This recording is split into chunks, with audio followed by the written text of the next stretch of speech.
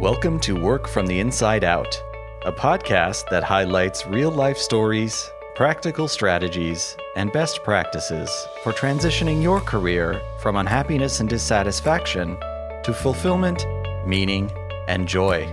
Now here is your host, career and executive coach, Tammy Guler-Loeb.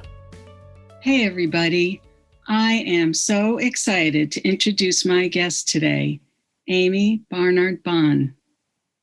Amii is a former Fortune Global 50 executive. She's also a consultant to the C-suite and leaders at global companies like Bank of the West, Adobe, and The Gap. Recognized by Forbes as one of the top coaches for legal and compliance executives, she is a member of Marshall Goldsmith's 100 Coaches. Amii guest lectures at Stanford and UC Berkeley, is a contributor to Harvard Business Review, Fast Company, and Compliance Week, and is a fellow at the Harvard Institute of Coaching. Amii earned her law degree from Georgetown University Law Center and her BA from Tufts University. A lifelong diversity advocate, Amii testified for the successful passage of first laws in the U.S. requiring corporate boards to include women. You can receive her free Promotability Index self-assessment by texting Promote Me to 44-222, and we will include that in the show notes. Her PI guidebook is available in 3 formats: paperback, interactive PDF, and Kindle. And we will have all of that information in the show notes. Please join me in welcoming Amii Barnard-Bahn. Welcome, Amii. Thank you, Tammy. I'm so happy to be here with you. I am thrilled to have you here. And you are joining us from your home office in Sacramento. Is that right? I am, yes. Yeah. So, Amii, as you know, Work from the Inside Out, we like to talk about where things began for you. We talk about, the early years, the formative years. Tell us a little bit about those years for you, who Amii was back then, and how those may have influenced where you are today. Sure. Well, my roots are in Texas, but I grew up in Connecticut. My dad was in sales, so we moved when I was too young to really remember, but all my family still is in Texas. So that's where I consider, again, kind of my family history and where everyone is now. And I grew up on a large plot of land with lots of room to roam, and that was fun. So I used to go out with my dog and a book and like a bologna sandwich that I'd pack up, and I'd just go foraging. Connecticut's great because out in the woods there's all these burned out old stone structures and houses, and you can kind of imagine what was there. And I would read a lot. I was a pretty voracious reader. A bit of a loner, actually, as a kid, I would say, and artistic tendencies. So early on, artist or writer was one of the things that I had hoped to be. And so I'm still stuck on the bologna sandwich, I'll be honest. That certainly dates me, huh? Well, I'm just recalling how much I loved bologna sandwiches as a kid on white bread with mayonnaise, and then I'd add an American cheese slice occasionally, right? Yes. Yeah. So, those are things that are gone now. But, I guess some people still eat them, but I just. Oh, I haven't had one. It's funny to think about it. Literally, there was just a very set period in my life, but it was a big treat. And I would sneak it out of the fridge, and then grab my dog and before anybody could find me and go. I love it. So I have this image of little Amii with her bologna sandwich in her book and her dog going out to read, and just the deliciousness of having all your favorite things. So, And it's interesting to hear about the artistic side and the writer, and I know you're a writer. So those were the early years in Connecticut. What part of Connecticut were you in? It's a small town called Ridgefield in Fairfield County, not too far from the New York state line. Yeah, that's a lovely town. It is. It was a beautiful place to grow up and torturously boring for me. Oh.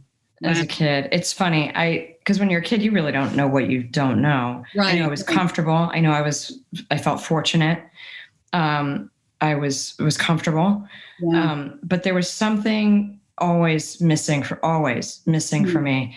And when I would go into New York City, I was like, yes, this is like a heartbeat that I need to be closer to. Interesting. So I found out pretty early on that I was more of a city person than like a beach even though I loved going in the woods and that kind of adventure. But if I had to pick one over the other, it would definitely be a city with all the stuff going on all the time and all the interesting people and the ideas and theater and art and every place you can go in a city. Uh-huh. So did you start going into the city a lot as a kid? Well, let's see. I went to a boarding school the last 2 years of my high school, and we, like once a month, didn't have classes on Saturdays. And a lot of us would then we'd have a 3-day weekend, and we'd go, and many of them lived in New York. And so I would stay with them. And that's when I would say I really got to know New York. Uh-huh. When I was much younger, we would go in as a family at Christmas time to, ice skate at Rockefeller Center and maybe catch a show at Radio City Music Hall. And so during those early years, did you do some writing at that time, or did you? I did. I was doing a lot of writing and painting. I did glass blowing. I did a bunch of. I was a dilettante. I did a little bit of everything and didn't quite fall in love with. I was also the only girl you'll love this, who did industrial relations at the time or whatever. And a work, shop is what a lot of people would call it. So I had to fight to not do home ec. All the girls did home ec. And I was like, not interested. I'd rather go work with wood and do, they had it was the way you used to do setting letters and doing some kind of cast wax method of creating signs and things. And then, so that was fun.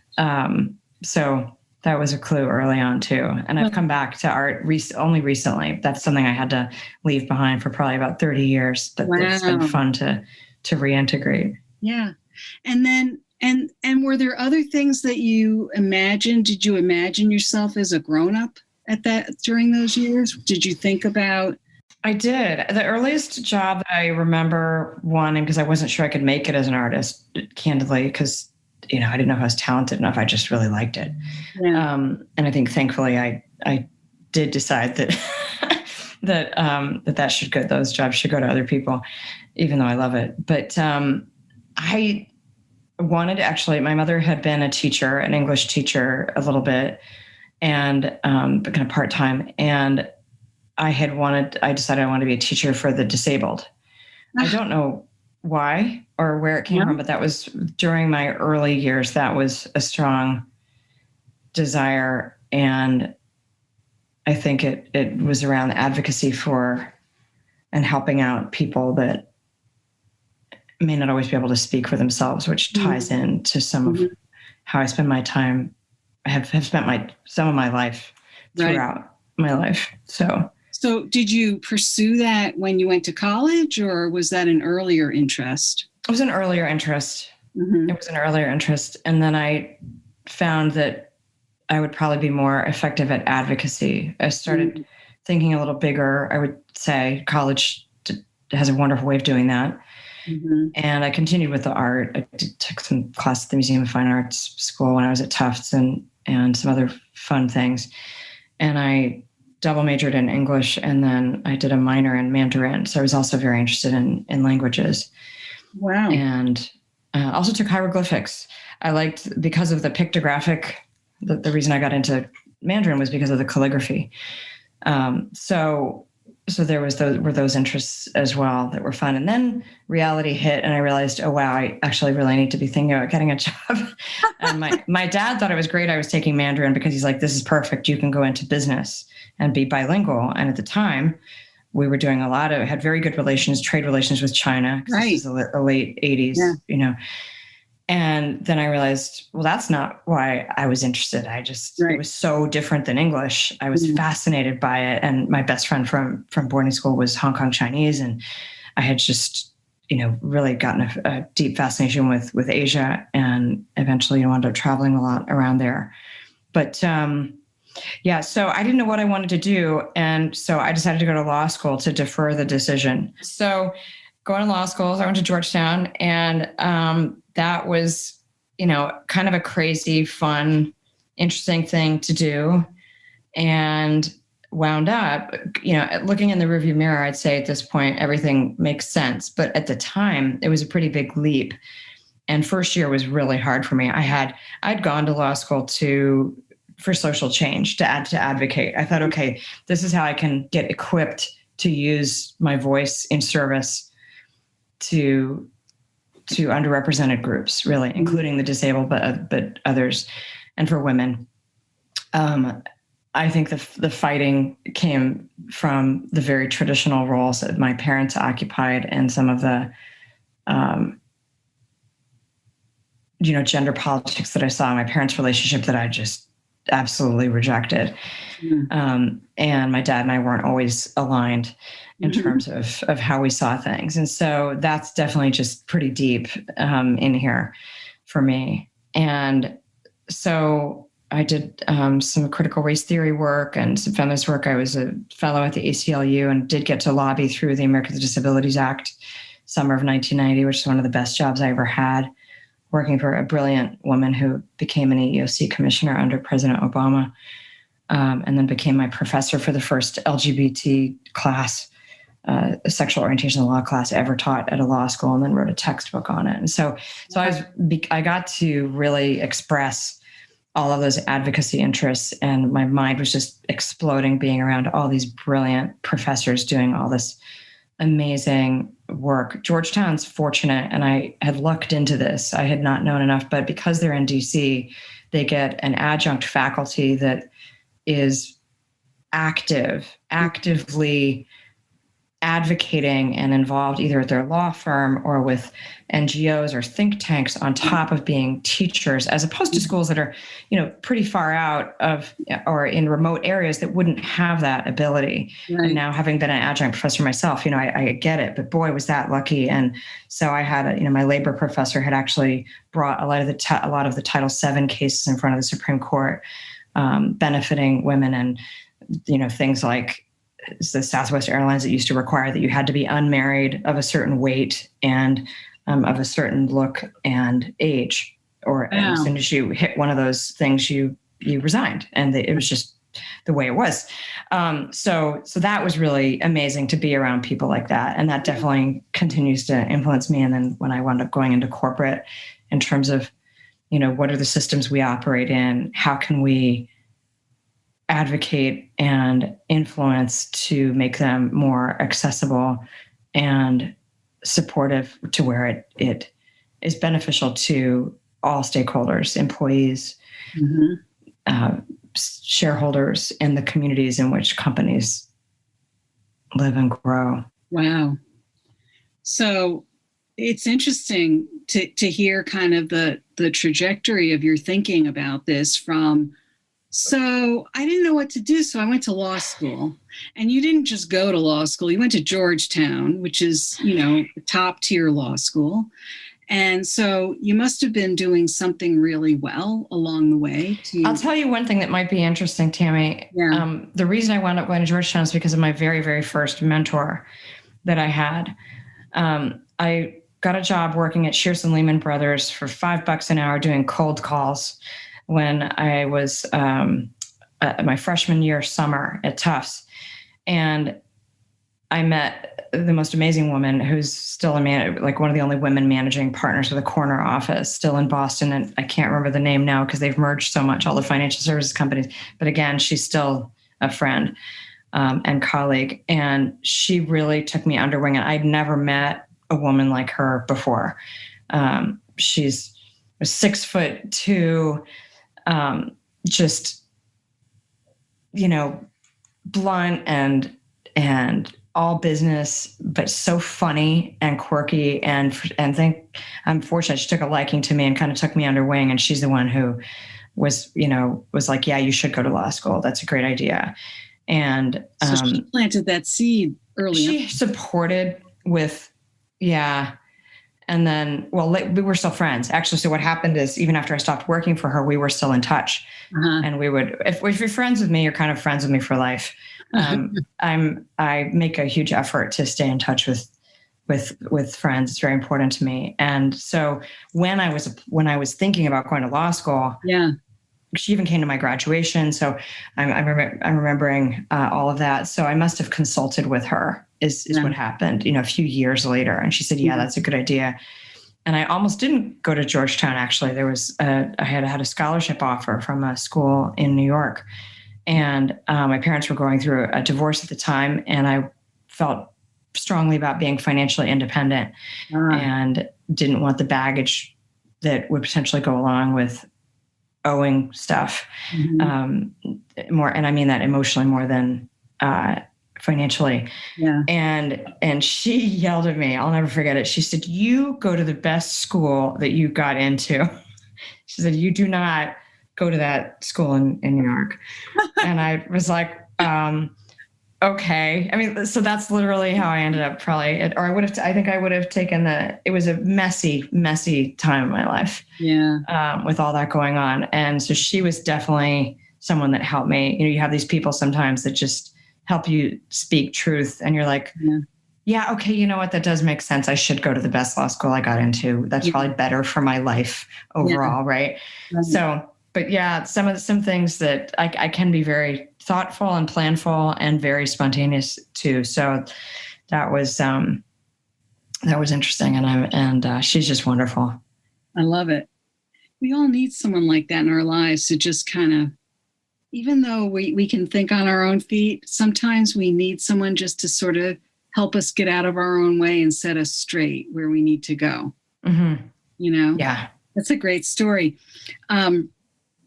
So it sounds like once you landed in law school, or maybe even before you got there, you must have come around and figured out, oh, there's actually something very aligned with who I am. There is a good reason to go to law school.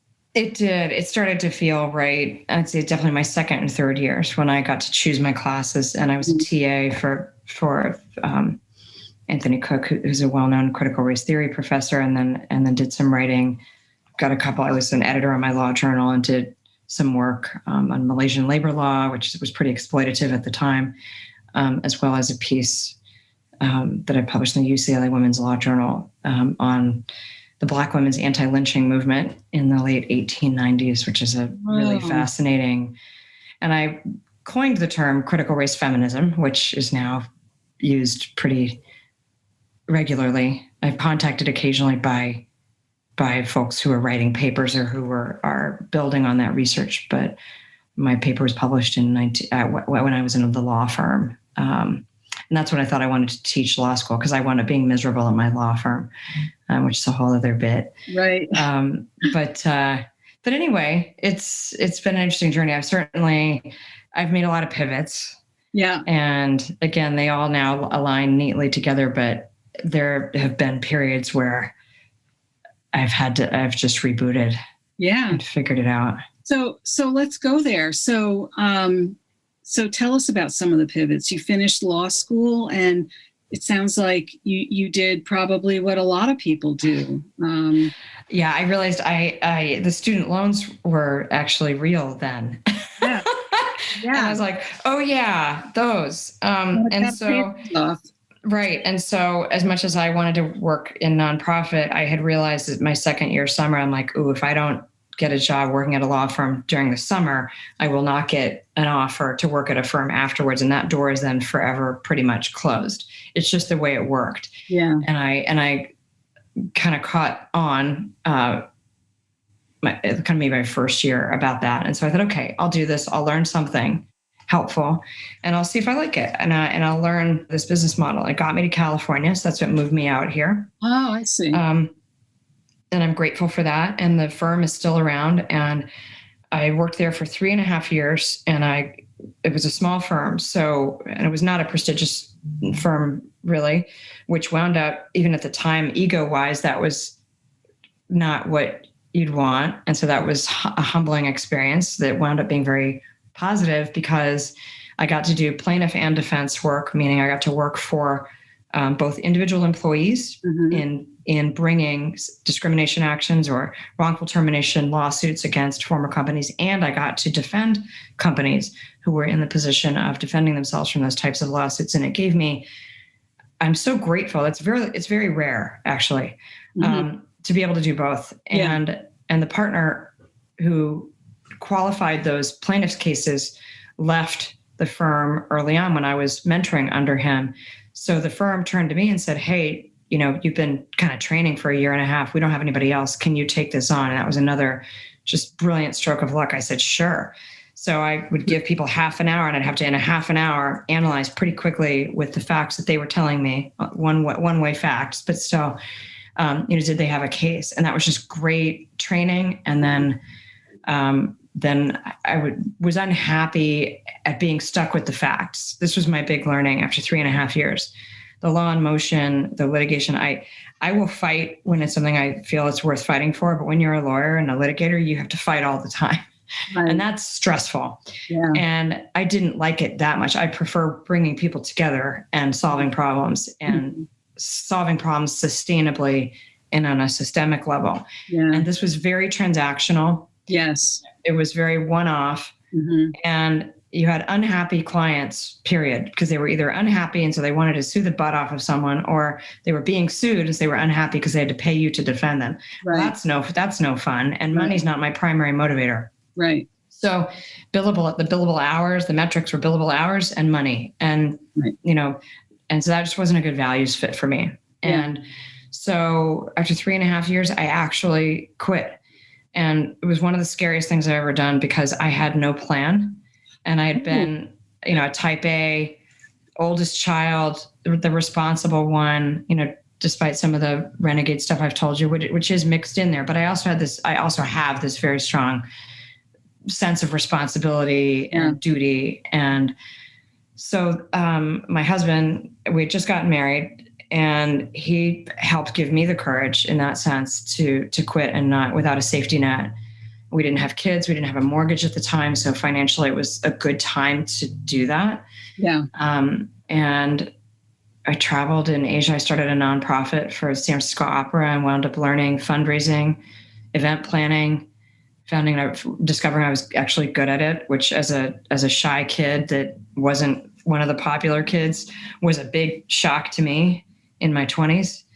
And wound up chairing a board there and just got all these in marketing, PR, all these interesting skills that now as a solopreneur are extremely helpful. Yeah. Not that I became, an expert, but at least I got to dabble in it for a bit. There's always more to learn, but were you, and then at the time, I'm curious, so you started a nonprofit, so you did some traveling, sounds like you kind of cleared your mind. I had no idea what I wanted to do, Tammy. I was other than I was like, I want to find a better way to help people and I need to make money.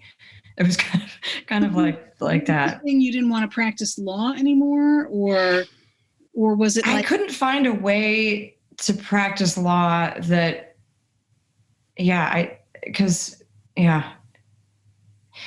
And nonprofits are always challenged also in the way they're run. I began to realize at that time that I would be more effective and I'd be more, I felt, as a board member of a nonprofit rather than working for or leading, like being an executive director, that kind of thing, of a nonprofit. Then I didn't have enough legal experience to go in-house as an employment lawyer, I found. And I tried that and that didn't work. So I sent tons of applications. I had sent tons of applications to law schools to be a law professor. Got one interview. That was really disappointing because I'd published 2 law review articles and I thought I'd done well, but it wasn't enough. I had not clerked for a Supreme Court judge. Those jobs are actually very hard to get, I learned. I didn't have quite enough, all-in commitment to scholarship. And again, another wonderful mentor of mine, one of my labor and employment professors, who at the time was the head of the faculty recruitment at Georgetown Law School. I called him at one point because he was one of my references, and I was really disappointed. I was pretty down. This is when I was still at the law firm because I was trying to not leave without a job. Right. Actually, I did try that, and then I just became so miserable at one point. I thought, okay, I I can't, I had so much work. It's a lot of work to work in a law firm, meet your hourly. So finding another job while you're doing that is exceptionally difficult if you're not just going to another law firm, which I didn't want to do. And so I called him up and I just said, and he said, and this is the guy that brought all the Title VII cases that I mentioned before. So he had been an adjunct and he had retired into teaching, but he had a very active career working for the AFL-CIO and a bunch of other amazing places. Brilliant, humble man. And he said, I don't think you'd be happy being a law professor. He said, I think it's too ivory tower for you. He said, I think there's some of that in your future and you can do good and you can have an impact, but I think you'd find it. He said, having been someone who's done both, and I've had the privilege of doing both, he said. So that was also great advice. And so that was so great. And I started looking into HR and I thought, okay, this is a values fit. This would help me solve the issue of getting ahead of all those nasty employment disputes that I saw that many times could have been solved with a little more respect in the termination or a little more due diligence on the investigation of what had actually happened so that the company had equipped itself to do the right. There were so many blunders that you see in it, but you're stuck with them by then. I said, this is cool. I can be on the front end. I can help make the facts this time. And so I did that and worked for an environmental engineering company, Tetra Tech. I was the only HR business partner for about 150 employees. And I did everything from filling out people's benefits forms who were too lazy to do them because everything was still paper at that time, to settling employee disputes and getting a little bit into employee relations and also helping them out. But I'll tell you the way I think I got the job ultimately, because it wasn't happening and I was starting to feel, really not great, is I said, look, they were a government contractor and they only made 10% on the margin because they do Superfund cleanup. And I looked at their policies and things and had done enough research around them. And I said, I know you don't have enough to afford an employment lawyer, but your leave policies and all of that are not up to date. Let me come in, give me a chance. I will learn everything I need to know about all the disciplines that you need, compensation, benefits, and they had a centralized HR. So I was reporting into a centralized office in Chicago with lots of HR people who did know much more than I did about HR that could mentor me. I said, I'll take care of all this legal stuff as well. And they took a chance on me. And I'm so grateful because I did learn, all of that. And it was like going back to school. I did outgrow the job rather quickly. And then I got the big phone call that then sent me on the path. And that was a recruiter that saw that I was in HR, but I had a law background. And she called me to be the HR business partner for the general counsel's office at Fireman's Fund in Marin County. And that started the best, really, 11-year trajectory of a job that I've had. It felt like 3 different jobs because I wound up having 3 different roles there. So it felt different because I got promoted into different roles, but some of the best managers, and it was just and I had my kids while I was there, which, is a thing, having a company that supports you through maternity leave and where you don't feel guilty and coming back and your coworkers support you and trust you and know that you care. And, it's an equal partnership. So I got to learn compliance and ethics and use my law degree that I thought I had left behind, Tammy. It was helpful being an employment lawyer as an HR person in California, particularly because there are a lot of employment laws in California. So it's an extreme benefit to have that. But again, as everyone who's listening to this now knows, none of this was planned. So... Well, I think this is how things happen, though. I love the picture that you're painting, to use an artist's metaphor here, because the perseverance and the tenacity and keeping your eyes and ears open to the possibilities, being willing to take a pay cut, being willing to learn new things, all of those things combined is what helps somebody to take those next steps. Nobody said it was going to be easy. Mm-hmm.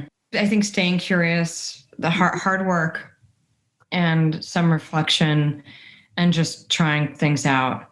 Mm-hmm. Truly. And I had so many odd jobs. I got asked recently on a podcast, what was the weirdest job you did? And one was cutting string. At one point, when I quit my law, this is a true story. When I quit my law firm, I signed up with a temp agency because I like to stay busy, and I thought I need to make some money, you know. And they sent me to this American design something, an big industry conference in San Francisco in the Design Center. And this guy who was not very nice was like, well, here, you can cut some string. We need 50 things of string, and it has to be this long because we're tying together these goodie bags for people who leave. And so I literally sat in a room with people who wouldn't talk to me and were very snooty, and sat in the corner cutting string. And I've got to tell you, that was a moment where I was like, what? I can't say it on your show, but like, what did I do? And what am I doing? Yeah, really, like, it was, I was, has it out for me, right? The good news is I have a sense of humor. And so I was literally laughing at myself. I'm like, this is funny. Like, yeah, this is kind of funny, and, that I'm here in this time-space continuum right now, here, and I'll figure it out. And I have no idea what it is, but they didn't teach you street cutting at Georgetown, did they? I think of that. So I went to the event, and I have a pillow actually from that event, and it's a fun reminder.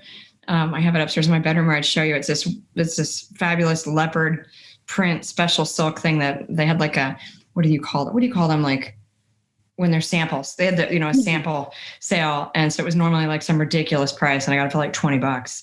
And so that pillow actually reminds me of the string cutting and of like, so it's kind of a badge of honor now, because it's like, okay, you can get lost and you don't know what you're supposed to do, but you and you already said it, you have to have the perseverance and good people around you that love you and will be there for you. Even though sometimes you can't listen to them. I will say that the people that love us the most can sometimes unwittingly hold us back from taking the leaps that we need to, because they're afraid for us. Right. And so we could have a whole show on that, but having that support is so important. And then just ultimately you gotta, so trite, but you got to believe in yourself. And that's what's so helpful now in my executive coaching, as you know, and in my work with teams and large systems such as the California laws and boards and that kind of thing. Yeah, your values don't change. So a good North Star, I think, when you're really lost, is really honing in on your top 2 or 3 values, and then saying, okay, well, what kinds of careers would lead me in that direction? Mm-hmm. And then paying close attention to what brings you joy and what brings you flow. Yes. Is what's helped me when I've really been lost. Yeah. Yeah. I like that. What brings you joy, and thinking about what your North Star is. And also, I think if you even lose sight of your own North Star, ask people who are your biggest cheerleaders. Maybe not the ones who are the closest to you, who are too afraid for you, and they're going to give you advice that's based on, protecting you a little too much. They know you.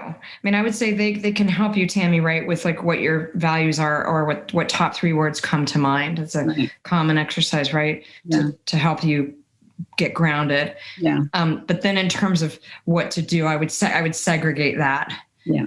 Because then you can take that and think about it. And then actually, as you know, the best way to make a change is actually to talk to people who are already doing that. Yeah. Informational interviews are gold. Right. Absolutely. And just getting out there in the wonderful community that you and I met, for example, and so much opportunity to learn new areas and to think about things differently. And then was it from HR that you then decided to pursue your own business from there? Let's see. The short story is a compliance and ethics at Fireman's Fund. Then when they started to really shrink, I made a big leap and was pitched and won the opportunity to walk on to the executive team of the largest business unit at McKesson, $90 billion business, McKesson U.S. Pharma, and had to learn everything about drug distribution and healthcare regulatory. And I was assigned to create the first compliance and ethics program for the business with zero resources, and one of the only women on the team, with the other woman not being a supporter. So it was a fascinating jump into the frying pan of that work in terms of change management, working with boards, advocating. It was fantastic and really tough work. Yeah. But at the end of after 4.5 years, I built the program that I'd envisioned. It was very creative for me, organic, amazing process. And I had the privilege of building my own team from scratch. I had to fight for every head count, but even that was just a great experience, figuring out how to get what the company needed. And then all the cross-functional relationships. It's a huge company. So I did that and then realized I needed to spend time with my family. I was pretty burned out after 4.5 years of working constantly, traveling 50% time. Wow. There were some signs to me that I was reaching another arc. I'd say one of the wonderful things about getting older is you can begin to feel repeat patterns of when you're ready for something different. Yeah. And that's if you're listening, if you're paying attention.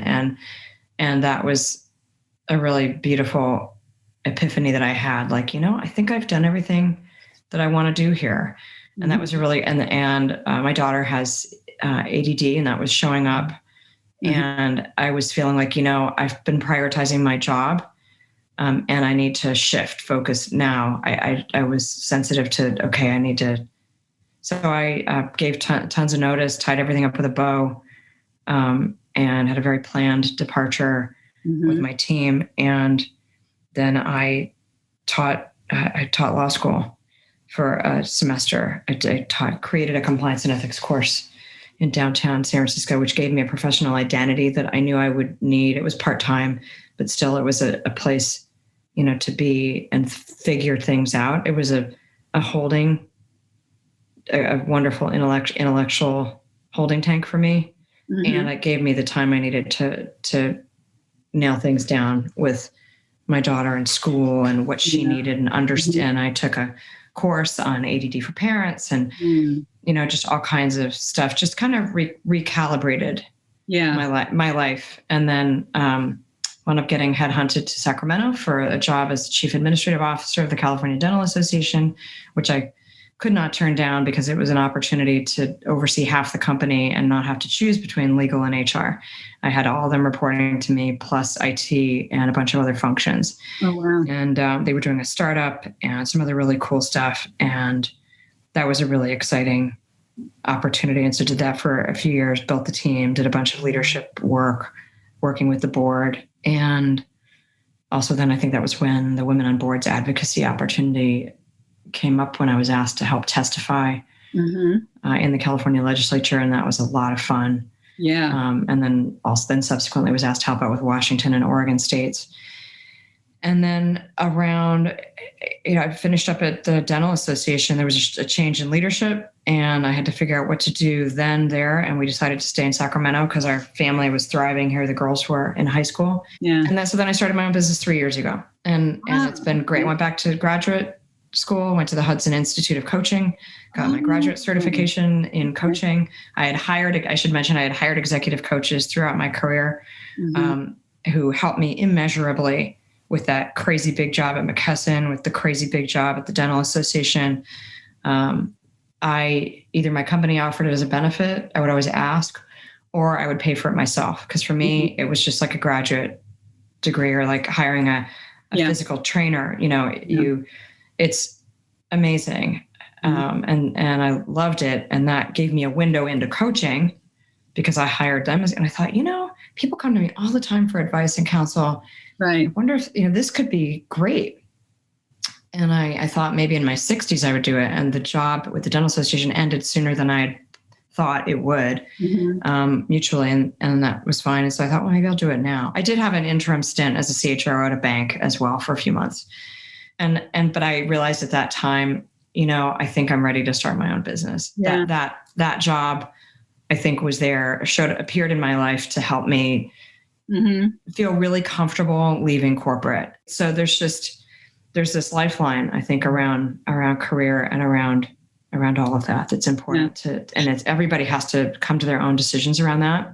Absolutely. Absolutely. I talk about this kind of thing all the time where I hear a lot of people say, well, I could do this. I'm capable of it. But I always say, well, think about what you enjoy, not just what you can do. And of course, there's all the practical considerations, as you just pointed out. So it's always important to kind of at least pay attention and don't just do what you can do. Try to do what you enjoy. And it sounds like you've done a lot of that, checking in with yourself.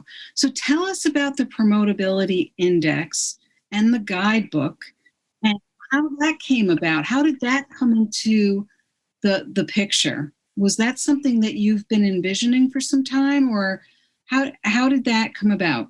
It's a wonderful guidebook, by the way. I love it. Thank you, Tammy. I appreciate it. That means a lot. It started with the Promotability Index assessment, which I launched in January 2020, right before the pandemic. And it was a self-assessment free. It's still free. It's online.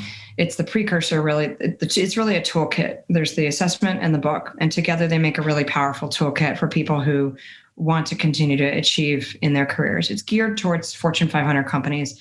But I've had all kinds of people take it, and they almost always say they get some insights or inspiration out of it, which is really nice and very gratifying. It's basically, for me, reverse engineering promotions. For me, having served on boards, worked in a variety of executive roles, and many other things we've talked about today, I watched power structures and who got promoted and who didn't, and who got riffed, or retained when the cards were down. And I think that not everyone always has access to seeing the power structure and how that works. And so for me, this was a way to break that down into 5 key elements of promotability, which are self-awareness, external awareness, strategic thinking, executive presence, and thought leadership, in that order. They're iterative and they build on each other, but there is some baseline order to them, I think, as well as in terms of human development and what age you are, literally, and what stage you are in terms of your life. And so, like in an early career, you really should work on your self-awareness. Whereas if you're late stage and you're looking to get on a board or you want to get to the C-suite, you need to be thinking about your thought leadership, right? And you better have had your executive presence and all of that ducks in a row on that as well. And so the guidebook came because people asked for it. I did the assessment. I did a bunch of webinars, and corporations had me come in and do some career development for their teams and companies. And then I used it with my coaching clients, with their teams. And they said they wanted more. This is great, but we don't know how, now that we know that we've identified that we don't have some of these things, we don't know how to get about it. And I thought, well, okay, I guess I could do a guidebook for that. And with some exercises around each of the 5 elements. And that's how the guidebook was born. So the guidebook is a very practical, hands-on. Ideally, you would use it with your boss or your team, so that you could validate your self-assessment. But a lot of people don't have a supportive boss, or they don't have a company that has the resources to invest. And I've been at all of them. I've been in really rich companies, and I've been in really poor, nonprofits. And so I know all that. And so my hope is that this can help anyone, and no matter where they are in their career. And the assessment is designed to take again and again and come back whenever you want, whenever you feel like you've made progress, come back. And I use some positive psychology principles as well as journaling principles for the book, which is highly designed.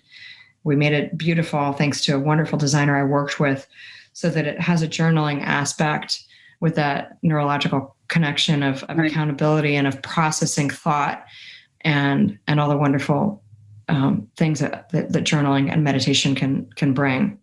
Yeah, I've gone through it very thoroughly, and I definitely am going to be using it with my clients. I think it's something that somebody can. I think it's that they can use it on their own. That especially if they don't have that support of a boss, but that they are thinking about what's next, that they can use it. I also really loved the way you organize the resources in the back of the book, where you listed a lot of different reading materials. Thank you. And I liked a lot of those materials. Many of them I was familiar with. There were a few that I wasn't, but I think there's a lot of good suggestions for things people can read so that they can deepen their learning and understanding of things, so that it's not just only about how you look at yourself in a vacuum. It's also about in deepening your own learning and exploring further. So I think it's an incredibly compact resource that somebody can use to really think about where they're headed next and put it in context, either in the company they're in, or even if they're not working right now, where they might want to go next. So I think it goes beyond a Fortune 500. Oh, good. Yeah. Well, thanks. And it's fun seeing how people use it and how they've gotten all kinds of interesting, responses to people, which is fun in terms of how they've used it, what they've gotten out of it. That's always lovely to hear. And one company brought me in to do a mentoring program that they had, and they said, "Hey, we'd love to. Our mentors don't know what to do. we all think this is a great idea." And I said, "Oh, okay, well, what about this? And use this, and then the mentors can meet." And so that was fun. So I created a whole toolkit for them around that, and employee resource groups have come to me. And so we've created tools. A lot of companies right now, as you know, are trying to do the right thing and provide resources for their Black employees and for all groups, Asian American. I mean, so many wonderful people have approached me, and I've said, great, use this. This can be a discussion starter. Absolutely. in so many ways. And then it's a choose your own adventure as well, is how being being a creative, I think, at heart, and definitely believing in individualism and radical self-reliance. This is definitely a choose your own adventure. I don't think careers are linear. No. There is a discipline to getting better. And there is a commitment to learning and being a lifelong learner and being open to experience and being humble, I think, about what you know and what you don't know. Mm-hmm. And being confident, balancing that with confidence, but still maintaining that open curiosity and humility. And so I also tried to design it to where you can literally, yes, there's goal setting and other things, but my hope is you can read it backwards if you want. You can start in the middle. Yeah. That's how I like to go in and around and back and forth, and then maybe go front to back, but I don't usually start in the beginning. I can't imagine. Thank you. You've asked such great questions, and it's been fun walking through my life a bit.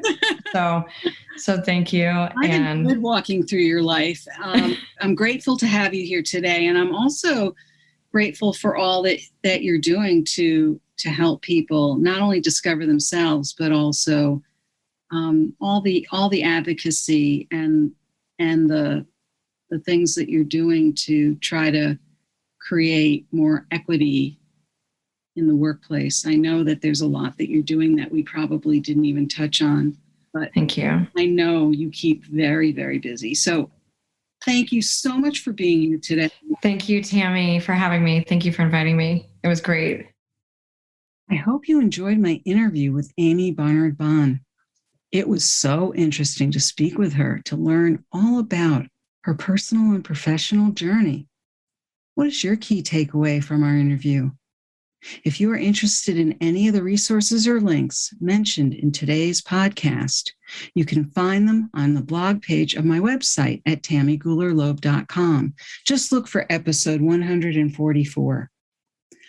Are you anticipating your next move? Maybe you're feeling just a little stuck. Stay tuned for my new book coming up soon, Work from the Inside Out, Break Through 9 Common Obstacles to Design a Career that Fulfills You. It'll be available in November 2021 in print and digital ebook editions through my website, Amazon, Barnes & Noble, and independent bookstores. If you were inspired by this episode with Amii, please share it with your friends and colleagues. And please do subscribe so you don't miss next week's show. Remember, subscribing is always free. Are you enjoying the podcast? I'd love to read your review on Apple Podcasts. It's easy to find through my podcast website at www.workfromtheinsideout.com. Just click on the Apple Podcast button and follow the instructions provided there. Thanks so much for listening. And remember, it's never too late or too impossible to increase your sense of fulfillment and satisfaction in your work and other meaningful activities. Let me know how it's going for you. Drop me a line. Bye for now. Thank you for listening to the Work from the Inside Out podcast. For more information, you can find us at www.workfromtheinsideout.com.